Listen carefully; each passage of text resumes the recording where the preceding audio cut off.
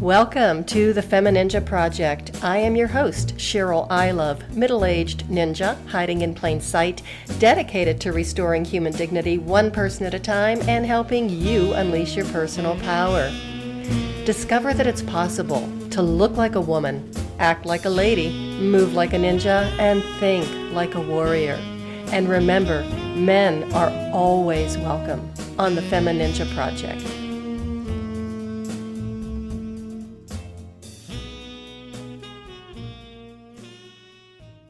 Welcome to another episode of the FemiNinja Project. And on the show, we are all about empowerment, especially empowering women. And today we're going to talk to an expert in the field of women's self-defense. Her name is Susie Khalich, and she is a certified instructor in a very, very sneaky and deadly martial art called Ninpo Tai Jutsu, the art of the ninja. Susie is also the host of the Pretty Deadly Self-Defense podcast, as well as the founder and owner of Pretty Deadly Self-Defense. Susie, welcome to the show. Thank you. It's really great to be here. It is an honor to have you on the show because I basically have kind of stalked you from afar for the past almost 20 years because you truly are a legend in the Federation of Ninpo Tai Jutsu here in the United States. My dojo that I trained at is part of the Federation, and I heard about you for years.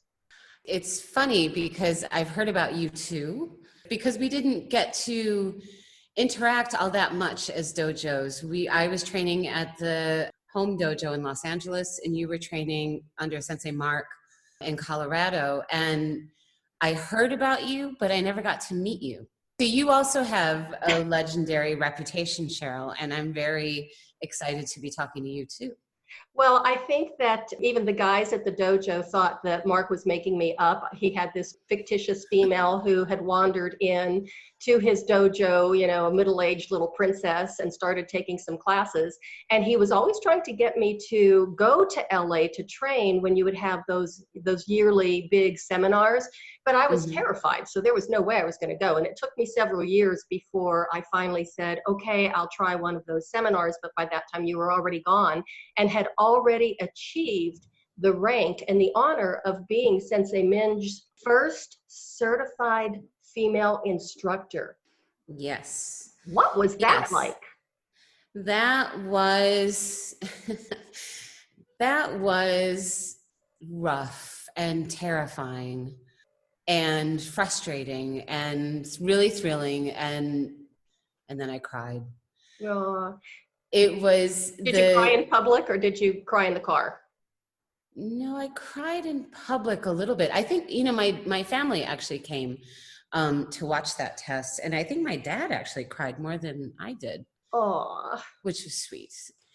Yeah, I think I cried. I had a very hard time believing that I actually achieved that rank, that the test was a passable or acceptable test. And part of that was because I knew that I was the first woman. I wasn't the first woman to attempt becoming a Shodan Menkyu, which is our rank for certified instructor.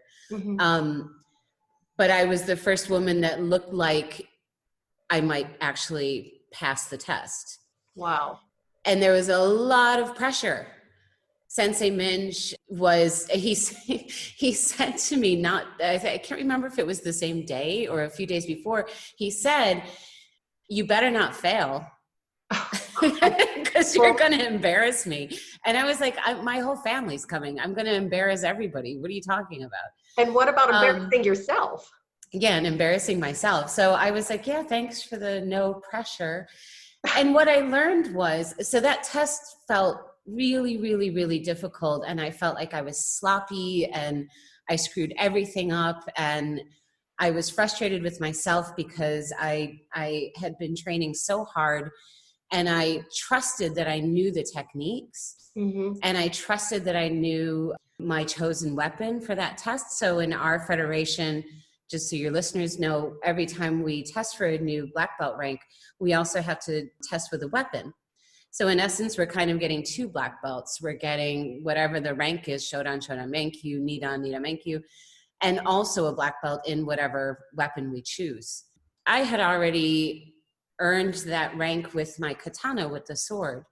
And I had chosen Roshakubo, the 6-foot staff, for my Shodan Menkyu test. And I think Sensei Minj hadn't really seen me train with it very much, and only happened to walk into the dojo one day when I was just having an off day training with my Roshakubo. And he was like, you can just use the sword for your test. And again, I was like, thank you for the vote of confidence. It's just an off day. No, I'm going to stick with Roshakubo. And I really loved Roshakubo, and I still do. And I was really looking forward to doing well on that test. And I felt like I was just butterfingers with everything. So I think I was probably practically crying in the middle of the test because I felt like I was just sort of failing as I went along. It's just such an emotional thing, testing anyway. Yeah, it's so intense. And I had chosen, so I started Ninpo Tai Jutsu a little bit younger than you. I was 32. Mm-hmm. And I had decided that I wanted to mark my 40th birthday with this test. So it was the day after my 40th birthday, but it was essentially my 40th birthday. So I'll never forget that birthday, I guess. Yeah, it's just so intense. But afterwards, Sensei Aaron Riley, who I think was at that time I think maybe he was Nidan, or he was already Shodan Menkyu. He wasn't so far advanced from me, but he had already been through this test. Mm-hmm. After the test, I was talking to him and said, I feel like I just screwed this up. It was horrible. And he said, yeah, this is the hardest one of all the tests. And I was like, well, why didn't you guys tell me that beforehand? Because I could have relaxed a little bit. Yeah, that's not their style. That's not their style. And I cornered Sensei Alan outside behind the dojo. Like, did I really earn this belt? Is this really for real? Or is Sensei Minj just desperate to have a female instructor? I was like, I wouldn't let it go. I was like, did I really, really, really earn this? I need to know. I don't want to just be passed because I'm a girl. And I just had a really hard time believing it. What did Sensei Alan say when you asked him that? He said, no, you earned it. You deserved it. Again, in case your listeners don't know, in our federation, when we do have these exams, especially at the black belt levels, it's not only Sensei Minj, our Kancho, our sort of grandmaster in our federation, that decides who passes and who doesn't. It's actually the whole coalition of all the belts who are ranked above whoever's testing. So it has to be a group decision or a majority decision, I imagine. Or maybe it's unanimous. I actually don't know because I left. So I've never gotten to be part of that group. So yes, he assured me that no, I actually did deserve it and I did earn it. But it really took me a little while to accept that. Mm-hmm. I want to backtrack just a little bit about something that you said, because you were wondering if they just gave it to you kind of like as a sympathy belt. Oh, well, she's a girl, so we're just going to give it to her because she did do pretty well. But I remember it was probably about the time that I got to the level of green belt, and I realized that Sensei Mark was testing me at a much higher level than he was testing the guys for the same level belt. And I thought, I wonder if I'm making this up or if I'm just imagining it. So I called him on it. And I said, Sensei, I think you're testing me at a higher level than you are the guys. And he goes, well, of course I am. Because he said they have power on their side. If something goes terribly wrong out there on the street, and they screw something up, they at least have power that they can rely on. He says, you don't. You have got to be so much better than they are. And you bet I'm going to be testing you harder, and you bet I'm going to expect more of you. And I thought, oh, well, how do you argue with that kind of explanation? He was looking out for me.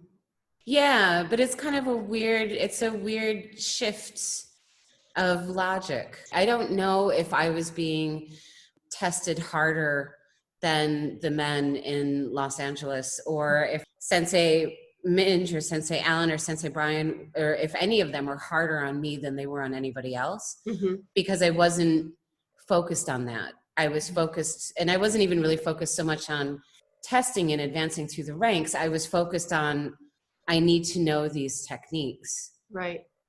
So so I wasn't really thinking about it that much. I also grew up with 3 brothers and 3 male cousins in a neighborhood that felt like there were 500 boys and 3 girls. So I'm so used to being around guys in this environment that I think that also, in a way, kind of blinded me a little bit to whether there was any imbalance or not.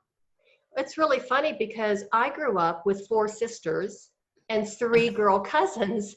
So, you know, we got a little rough and tumble sometimes, but I mean, it was estrogen city. And then, of course, you know, in the ballet world, all the women in ballet far outnumber the men. And walking into the dojo for the first 2 years, I was terrified. Every single day, I was terrified. I would sit in my car and I would rock back and forth going, you can do this, you can do this.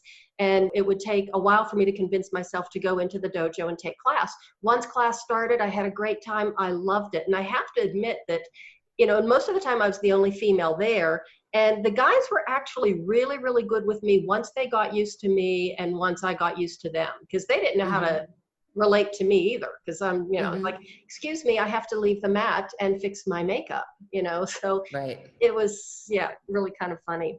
So well, it's terrifying, I think, you know, and I feel like for any woman, especially with Ninpo Tai Jutsu and ninjutsu, because we train in black. So you go to a dojo to just even see if this is something you want to do. And it's almost always filled with men. They're all dressed in black. They're throwing each other around. They're hitting each other really hard. There's absolutely no protection. And they're grunting or they're ki-eyeing.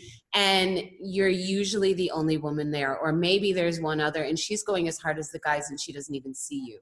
Right. And you think like, oh, God, no, this isn't something I want to do. I understand that. That wasn't where I was coming from when I joined the dojo, but I totally get that. It is terrifying. It is. It is absolutely terrifying. And it took me a couple of times of watching class before I finally said, okay, I'll take a couple of classes. And here's the really funny part.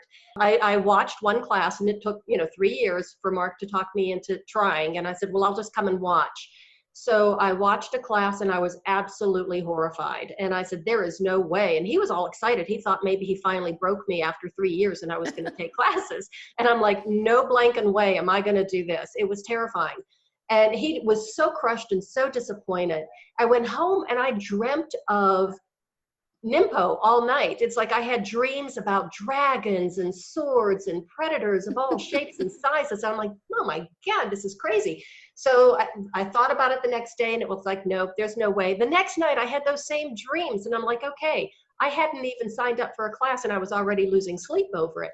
So by the third day, it was a Friday, so there was another noon class, and I called him and I says, I think I'm going to come again and watch again. Well, he was over the moon. Yeah, you have to try it. So that class was even worse because it was a Friday class. It was full of people. These guys were screaming and, like you said, slamming each other into the ground. And every time I would kind of gasp, they thought I was, impressed. So they would go at it even harder. And, You're right. Exactly. So, and, Sensei Mark's standing by the door, so I can't even escape. And I'm trying to get out the door. And he said, just try it. Just try it. And I'm like, there is absolutely no way. And then all of a sudden, this purple belt, white-haired guy, huge, sauntered over to me and said in a very obnoxious voice, do you know what typically happens to timid little ladies like you? Oh my God, if I was in that room at that moment, that man would not still be standing. Well, thank you very much indeed. I did not know how to take him down at that point. So I just did what's so disrespectful in our art. I shoved out one hip, put my hand on my hip, and I said, what? And I could see Mark standing behind him and his face just lit up. It was like, choir of angels began to sing, I found my fighting spirit. So he said, after a few weeks at the dojo, you turn into little killing machines. He said, with eyeballs flying across the dojo and crushing testicles. And my face lit up and I looked at Mark and I said, maybe I can do this. And I signed up right there on the spot. That's a good story. Do you know who the man was? Who? It was Larry Adler. Oh, He's a that's psychiatrist. funny. To this Yeah. day, he insists that that was his most brilliant 3 minutes of psychiatry he's ever performed. That's just Typical. I know. Typical. I know, exactly. He's taken all the credit. So just to explain in just a little bit more detail, the difference, because a lot of people, a lot of my listeners are listening to this and going, well, why was it take so long? Why is it that terrifying? In some different arts and some different schools, martial arts schools, you can become a black belt in 2 years. But in our art and our federation, it is completely different. It is. It takes a really long time. It takes, if you're training regularly, it takes about, on average, 6 years for your first level black belt. And as Sensei Minja is very fond of saying, that in traditional Japanese arts, once you get your black belt, that just means that now you're a student. So you sort of, once you get that story told to you on the mats, you're like, wait, what? Then why am I doing this? What have these other 5 years been about? You start to understand what that means as you get a little closer to black belt, but it's pretty daunting. It does take a long time, and it took me 6 years for my first black belt, and then another 2 years for the instructor's level belt. I trained a lot, though. I was at the dojo about 5 days a week, if I could. Minimum 3, but usually 5. If I could get there twice a day, I would occasionally. I had to be really sick to miss training. And to get to your level, you really have to do that. You have to have that kind of dedication. Yeah, but I felt like for me, so when I started Ninpo, it was a necessity for me.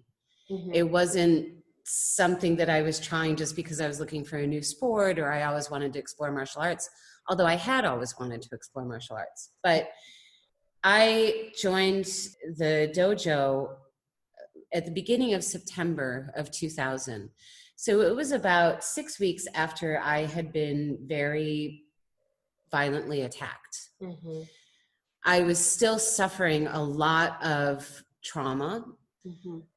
I was basically still in a very, very high alert stage all the time. I felt I had to do this.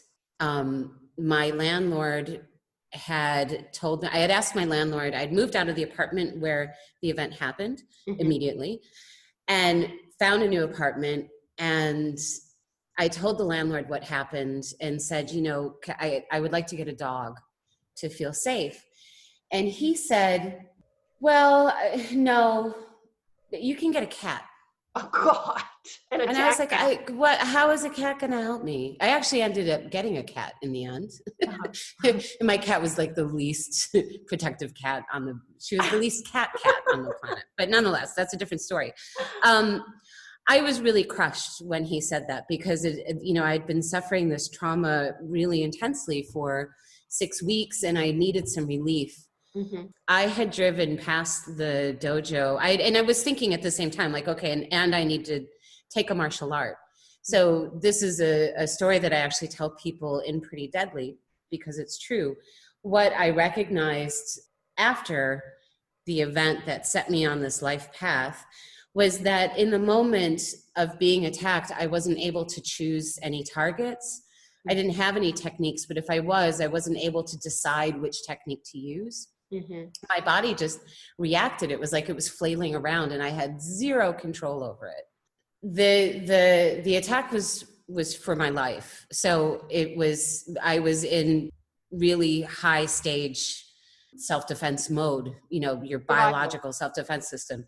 So what struck me afterwards was, if I can't choose a target and I can't decide on a technique and I have no control over my body, then I want to train my body so that every move it makes naturally is as devastating as possible should this ever happen again. And to me, that meant martial arts, like bypassing self-defense entirely. I wanted hardcore martial arts. I wanted something that I knew was going to be devastating, something I could rely on. and I wanted it now. But at the same time, I kind of drove around Los Angeles looking at different martial arts schools, and I never went into a single one of them. For some reason, I would kind of drive by and be like, no. Whether I could see in the windows of people training or not, just nothing made me stop. And I drove by the dojo in Studio City several times because it was on my way to work, and in my new apartment, I would pass it. And for like a month, for some completely bizarre reason, I thought it was a Chinese restaurant. And I even saw the name, Studio City Martial Arts, as I drove by. And one time I was like, that is so disrespectful to martial arts schools, that Chinese restaurant would call itself Studio City Martial Arts. I was just convinced that that's what it was. There used to be a restaurant kind of catty corner to that dojo, and that's where I was the day that my landlord told me that, no, you can't get a dog, but you can get a cat. Oh. And I was having lunch with a friend, and I felt so devastated, and I thought, what am I going to do? How am I going to protect myself? And I happened to look out the window, and I finally saw the dojo for what it was. Isn't that funny that you passed? It was the weirdest thing. It's yeah, like and your intuition, or there was a place of knowing deep inside yourself that this would be the right place to go for you. Yeah, absolutely. So I basically just like got up from the table and ran across the street, and the dojo was closed at that time, and picked up a brochure, and they were really crappy brochures back then, you know, like mimeographed, and but I read it and I was like, oh, I think this is the place. Mm-hmm. And I called and made an appointment, or called and said, I'm interested in coming. And I think it was Sensei Minch who called me back and said, come and observe classes. So at that time, at that dojo, Ed Monahan, who is a Sifu in Jeet Kune Do, was also training there. Oh, wow. And Sensei Minch, or whoever I spoke to on the phone, said, you know, come observe a Jeet Kune Do class, observe a ninjutsu class, and see which one is right for you. I went to watch a little bit of the Jeet Kune Do class, and Ed happened to be doing something. There were only 2 students with him that day, and they were both women, and they were doing techniques that were basically what I had just lived through. Oh. So I was like, no, I can't even see this again. It was so triggering for me. Mm-hmm. But Sensei Minch was there, and he saw it, and he did have experience in the past with women who had experienced violence, and he could recognize that in me. Mm-hmm. He was really gentle and kind, and said, well, come back for the ninjutsu and see if maybe that will be more appealing. So I did, and I sat on the edge of the mats and I watched the class, and Sensei Minch actually wasn't teaching that class. He came and talked to me, but he was going to dinner with some friend visiting from out of town. Mm-hmm. Sensei Brian and Sensei Allen were teaching that class. And Sensei Brian was teaching a new white belt right in front of me, just teaching them some basic kata or something. I can't really remember exactly what he was teaching, but I remembered the lesson. That lesson struck me so deeply, I thought, oh, then this has to be the place, because I'm sitting here and I just learned something really profound. Wow. So I had a slightly different experience than you. Oh, yeah. Thank God nobody came and challenged me. Oh my God, I never would have gone back. And then I knew it was the place. But my original intention was really just to go for about a year, and learn a few moves and then leave, because I didn't want to be a martial artist. I didn't want this identity in my life. It just gets into your blood. It gets into your system, because that was my goal, was just to take a few classes. I wasn't even going to stick around a year, just a few classes and then leave and get on with my life. And exactly. And even though I was terrified those first 2 years, I would just feel, even after my first class, I felt so much better about myself. I didn't have the kind of experience that you did, but I did have a traumatic experience, and that's how I ended up at the dojo. Mm-hmm. But yeah, it was just, there was something about it. Even after my first class, I giggled all the way home, and I hadn't giggled in a long time. Right. I don't remember my first class. I don't remember whether I laughed or not. I probably was just like silent and terrified and traumatized and whatever else was happening. Well, Sensei Mark had told me, he had assured me, because I was worried about being the only girl in class. And he says, oh no, we've got plenty of women, really high ranking women. They will be more than happy to take you under their wing and teach you the art of the ninja, and it'll be fine. You'll be so comfortable. Well, he either was exaggerating or he intentionally altered the truth. Because when I walked in from my first class, not only was I the only woman in class, I was the only girl within like a 2-mile radius. And it was just, I was so out of my element. I had just come from ballet class. My hair was still in a bun and everything. And then he started showing, like demonstrating the technique that we were going to do for the day. And I didn't even watch it because I had my eyes closed the whole time. But they were screaming and slamming and grunting and groaning. And when I opened my eyes, I saw this black belt walking directly toward me. And I just froze on the spot, and he bowed in front of me real sharp and said, "Onegaishimasu." And I'm looking around going, I don't even know what to do. So I just did the only thing I knew. I pretended like, I lifted the edges of my gi like it was a long skirt, and I curtsied. And I said, "Enchanté." Two can play this game. You're going to mess with my head. I'm going to mess with yours. But that was my first class. That was my first experience. Yeah, I actually even haven't thought about that in a long time, but yeah, I honestly don't remember my first class, but I do remember observing that first class. And I do remember being so deeply affected with this very simple lesson that made so much sense to me. And I was so happy and so relieved to have found a place where I felt like here is where I can learn to be safe. Right. Here is where I can learn to defend myself and protect myself, because for many, many years I felt that I didn't do that. I look at that very differently now. Right. But then I felt, I was helpless, and it was just sheer luck that I survived that situation. So, and this is a safe place for me a stinky place, because it was a bunch of guys. Oh my God, the smell. They stink. Hello, it was just terrible. And yes. When I was a brand new student, and they would fight over me, it's like, well, I'll work with her. No, I'll work with her. And I thought, oh, that's so nice, because they're sacrificing their own training time to work with this poor little white belt who was terrified. And it took me a few months to realize, aha, on my worst day, I smell better and look prettier than any one of them that they're, typically used to working with. Right. It was a treat. Yeah, at least I showered and washed my gi. Yeah, I know, right? Yeah, it gets stinky. But yeah, it gave me so much more than what I was expecting. Yeah. It helped organize a lot of things that I already believed in, and already kind of paths that I already followed, but I didn't know what they were called. So it gave things names, and it gave ways of seeing things, an organization and an understanding. And so there was a lot of me that was sort of already very primed for Ninpo Tai Jutsu, just in the way that I am as a person. So it was like, oh, this is where it all makes sense. Finally, the pieces of the puzzle are coming together. And then I just kept getting more and more and more, in the sense of learning how my body works, and learning how other people's bodies works, and learning to trust, and which is such a big thing after a trauma, and learning to trust yourself, and the personal growth and development that I experienced really directly from Ninpo Tai Jutsu. And I found over the years, and this is still very, very true today, that learning these things through the vehicle of my body and through movement is a more joyful and profound way for me to learn some of these personal developments and life lessons, rather than through my analytical brain in my head.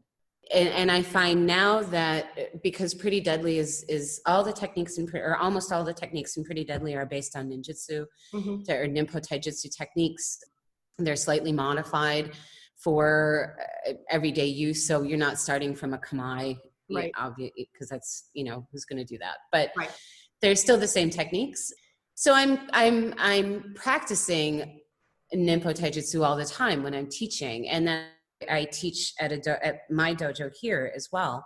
So the more I allow myself to kind of sink into the art and just let the art guide me, the more I find myself kind of just saying, yeah, great, I'm going to get in this boat on this stream and let the art teach me through my body. Mm-hmm. So I want to go backwards just a little bit, because you said something that I think is really important for my listeners to understand, is that as you were watching Sensei Brian working with the brand new white belt, and you were watching him, and like you said, it was a very simple movement, a very simple, natural movement that we do every day. So it's something that we talk about a lot in our art, is natural movement. Mm-hmm. And how you can take those everyday movements and apply them in a way to protect yourself that can actually be, like you said, pretty deadly. So could you expand on that? Because then I'd like to hear a little bit more about your Pretty Deadly Self-Defense. By the way, I love the name. I think it's fantastic. It took me 10 years to come up with that name. Did it really? It had quite a few different names before that. And then it was one of those eureka moments where I was sitting around and I was like, oh, of course. Pretty Deadly. That's it. Yeah. It's those moments. The natural movement stuff. I think that you and I and everybody in all of our sister dojos have benefited from Sensei Minja's way of teaching, in the way that that's kind of trickled down to all of us, and certainly to all the other sensei. And that, because I'm going to attribute that primarily to him. Mm-hmm. And that everyone else has adopted it, including myself. The idea of comparing movements that you use in your everyday life, or looking for movements that are already familiar for you in order to understand a technique, as a way to make them more accessible, instead of, like, here's some long, hard to pronounce Japanese name, here's a super difficult finger lock or thumb lock, which is even worse, because then you have to position it into the right place and blah blah blah, and it's just like a joystick on a video game. Or it's just like turning the wrench when you're fixing the pipe under your sink, is the kind of stuff that he would always say. And he and I think that Sensei Mark picked that up, and Sensei Alan picked that up, and Sensei Brian picked that up, and Sensei Jason and Aaron and me and you and all of us. And it's been so helpful for us as well in Los Angeles. And I would imagine that Sensei Mark has probably, in fact, I'm sure he's done the same thing, to also look for opportunities in our everyday life to train. Mm-hmm. To look for those. So when we're in the dojo and we're learning a new technique, then we're encouraged to look for something that we do every day to make that technique more accessible as we're learning it. Mm-hmm. But when we're out of the dojo, when we are doing something, a daily movement, then look for the technique that's similar to, mm-hmm. and remind yourself that you're training. Mm-hmm. The way that Sensei Minj presented that to me, as in my memory at least, was opening and closing heavy doors, like at the bank. And having to not use your shoulder and not use your arm, but really use your center to do that. Mm-hmm. Which is a way to practice Fudokan, which is a way to practice moving from center, keeping your knees loose, just all this great stuff. These wonderful opportunities that we can find when we look for them, mm-hmm. to train all the time. One of my favorites is at the grocery store. Instead of pushing your cart by leaning forward into it, is just kind of like settling your pelvis down and moving from your pelvis to just guide the cart. And it's an amazing experience, not only for training, but to see how other customers in the store react to you. It's all of a sudden, mm-hmm. in a crowded aisle, all of a sudden it's like the parting of the Red Seas. And it's not like, mm-hmm. it's not like they're intimidated by you, it's that they see you're present. You brought something up that I've never really thought about before, and I'm really glad that you did, about steering the shopping cart with your center. Mm-hmm. That's not something I do just because I take pleasure in whipping my cart around corners of aisles, but that's a different shopping experience. But the fact that in order to do that, you do have to be in your body in the moment and present. And the fact that people notice you because you are present is the observation that I find really fascinating. Mm-hmm. That what draws people's attention to anyone isn't necessarily stunning beauty or amazing good looks or even a loud voice. Well, a loud voice, yes, because that loud voice is present.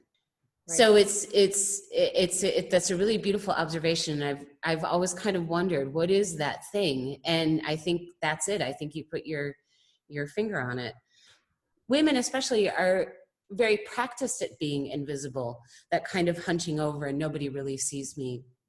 And we can use that to our advantage. That's something that I talk about in Pretty Deadly, that, you know, we're so socialized to feel helpless. And yet a lot of the things that we already do before we learn physical self-defense to stay safe are very high level strategic and situational awareness skills. They're the same level of skills that people in the NSA and CIA and FBI are learning. We have them, and we have them from the time we're little girls. We have a lifetime of experience. So as I say in my courses, you know, if it took me 8 years to get my instructor's belt of training almost every day, think what level instructor or level black belt you are at the stuff you've been training your whole entire life. So how do you run your courses? Let's pretend that instead of ending up at Mark's dojo, the way I did all those years ago, that I walked into your dojo and said, you know, I'm terrified. I've had this experience. I'm having nightmares. I would like to learn some self-defense, but even the thought of studying self-defense or a martial art scares me to death. Right. Because it's scary. When we are in our Pretty Deadly courses, it's called Pretty Deadly Self-Defense. So we can't really remove the term self-defense, but I am trying to reposition the way that we look at self-defense. It doesn't have to be fear-driven. We can actually take joy in the movement and joy in learning how powerful our bodies actually are, and not worry about whether we're going to hurt somebody or what the effect is going to be on somebody else, but focus only on our movement and our own power. I think traditional self-defense is so often associated with fear. And when there's not fear, then there's rage. Tap into your feminist rage. And when there's not rage, there's maternal instinct. Pretend that you're protecting your child, which is usually what happens when it's taught by men or by women who have been taught only in this way by men. And it's frustrating because it's also negative. I don't want to go back to a class that is going to just tell me scary stories and try to motivate me through fear. I mean, I moved out of a whole country that motivates people through fear. So obviously that's something that doesn't resonate with me. I'm also not going to, I'm not going to practice. I'm not going to feel good about these things. I'm going to learn it, and then I'm probably going to tuck it away because I'm always going to have negative associations. So in Pretty Deadly, we're reassociating how we think of self-defense, rearranging our brains a little bit to think about this as in the realm more of self-care rather than self-defense. Discovering, again, where your power is, just how accurate your intuition is, just how high level the skills you've already developed are, and how we can take the movements that you do in your everyday life, tweak them a little bit so they're still very recognizable, and then apply them to self-defense situations. The things like, and I cannot remember the Ninpo Tai Jutsu name for this strike at all, and it's somewhere in my notes, and I completely lost it. But an elbow strike. The elbow strike that we use in Ninpo is the same elbow strike I teach in Pretty Deadly with a slight modification. I don't call it whatever the Japanese name is because obviously I can't remember it. But the movement is exactly like putting your hair behind your ears. Women have been doing this since they have hair, because we see our mothers doing it, or our older sisters, or whoever it is that we're imprinting as children. We're so good at putting our hair behind our ears, and we never think like, oh, I could actually use this for something else as well. Or Fudoken in Ninpo Tai Jutsu, we call in Pretty Deadly giving someone a cup of coffee, because it's the exact same movement when you hand someone a cup of coffee. Exactly. We take away terms like punch and kick, because those have negative associations, and because they also have goal associations that stop short of actually making the space we need. So when I punch something, once I make contact with whatever it is I'm punching, part of my brain is like, mission accomplished, even if I haven't affected the other person. But if I want to give somebody a cup of coffee, I'm going to keep reaching until they get that coffee. So I want to reassociate things, and I want to remove these ideas of punching and kicking and hurting, because that's a big obstacle for women. I don't want to hurt other people. Good. That's wonderful. We have the same moral code. I'm glad. Mm-hmm. But I do want you to be able to defend yourself. So let's just remove those terms. It's a little bit silly, but that's good too, because why not laugh while you're learning self-defense? Why not have a good time? Why not just remove all of that fear? Because who needs it? Let's enjoy learning about our bodies and how powerful we can be. Let's laugh while we're doing it. We end every single class with a little dance that is basically like a kata. We incorporate the moves that we learned that day into a very clunky dance, because I'm not a choreographer. But nonetheless, it works. And it's so silly that you can't not laugh at the end of class. We also, play fun music with it, which means that you've laughed, you've had a good time, you've discovered some new things. You're in, ideally, I actually don't teach Pretty Deadly in the dojo where I teach Ninpo Tai Jutsu. I teach it in other spaces because I want self-defense to be taught in beautiful places. Mm-hmm. I love the way that you're talking about having fun, laughing, because we learn through play. So when you talk about playing, your brain actually is recording the information and creating the patterns, the neural pathways, a lot faster and a lot more effectively and efficiently than if you're kind of struggling and you're scared. Because if you're scared or uncomfortable, that's all you're thinking about. Right. I mean, you're so uncomfortable with the things that you're learning, or you're scared by the things that you're learning, that you recoil from kind of that part of your brain where those things are stored. Like, oh, I don't want to have to pull that out and use it because I have such bad associations with it just in class, right? But when we have positive associations with these movements and with ourselves and our bodies and how powerful we can really be, then we don't have to worry about those barriers being there. We already have so many barriers imposed upon us about defending ourselves as women. Men have their own barriers, but I don't live inside their heads. I only know about ours. Right. And it's such an uphill battle that we can at least remove, as many of them as possible, and make it joyful and make it fun. And it's your body. It's your home. This guy that I know here in Berlin, I was asking him how he felt about self-defense and women's self-defense. And if something had happened to him or his wife, would he then feel that it was a good idea to learn self-defense? And he said something interesting. He said, actually, if my house is broken into, then I'll install a security system, or I'll put bars on the windows as my response. And he said, so it would make sense that you would do that for your own body. And I thought, wow, I don't want to think about, bars, but it does make sense. And I hadn't really looked at it that way, but I thought he made a good point. So I know that, of course, you did say you're in Berlin. So I know that there's probably a lot of listeners who have already fallen in love with you and would love to be able to train with you. Do you offer any type of online classes or online trainings? Yes, we are doing live stream courses. We do have reliable online platforms so that you have interaction with me or one of my other trainers, whoever's leading the course. I devised these courses when quarantine came because, of course, all of a sudden it was like, well, now who knew how long that was going to last? And I needed to adapt. And it's one of the wonderful things that I've gotten from Ninpo Tai Jutsu is the ability to adapt. Oh, yes. Sometimes a little more quickly than people are ready for, but nonetheless, it's there and it's a really great skill to have. So These classes went really well during quarantine, and I decided to keep them going, which is great because now we're able to teach people all over the world.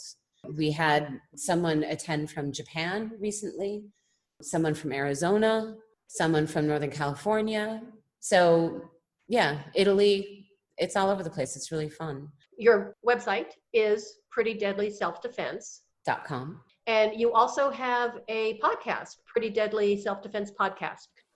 Yes. Yeah, that's actually a fun project. A friend of mine who's a journalist, single mom, traveler, never taken a self-defense class in her life, never taken a martial arts class in her life. I think she has a lot of questions that a lot of people outside the world of self-defense and martial arts have. So we have a lot of really good discussions. They're short episodes. Mm-hmm. We try to keep them to around 10 minutes. Oh, nice. Yeah, just kind of little like bites of information, but we enjoy doing them. They come out every Tuesday and they're wherever you get your podcasts. They're pretty much all over. We also, I would be remiss as a business person to not mention that we have just released our app. It has been an impossible journey that required me to rely on a lot of things I've learned from Ninpo just to not tear people's heads off. Yes, there is that. There is that, but I am very proud. It's been a really long journey, and now it's finally out, and we included 10 techniques in the app that you can learn in the way that we teach things in Pretty Deadly, which is similar to what you and I were talking about with Sensei Mark and Sensei Minj and all the other sensei, of looking for the everyday move. Mm-hmm. You get to watch a video of the application so you know what it looks like and it's not just some weird thing unattached to anything else. And then you learn the move through repetition. I love the way you said that you can learn the move, that it's not detached from anything else. So it is constantly being reinforced, this natural movement, and how you can use that to protect yourself. Right, exactly. So yeah, and we're hoping people connect with each other in their local areas through the app and train together. We're preparing some people as community coaches who will be trained in the techniques of the app, mm-hmm. so that if you do get together and train with other app users, you have someone there who can supervise the training in a safe and effective way. Mm-hmm. They know what they're doing so they can help you train better, and they can also make sure that the training groups don't get infiltrated with people who might not be so safe. Safety, of course, is the highest priority. But yeah, so I'm pretty excited that this is finally taking those steps. Well, Susie, thank you so much for being here. And thank you, Cheryl. You're welcome. We ought to do it again sometime. This really was so much fun to talk to you and finally be able to connect with you, quote unquote, in person. And yes, my listeners, thank you so much for listening. Really appreciate it. Make sure you check out Pretty Deadly Self-Defense. Connect with Susie. She's an amazing person, an amazing woman. And remember that self-defense is self-care. And that is the way of the FemiNinja.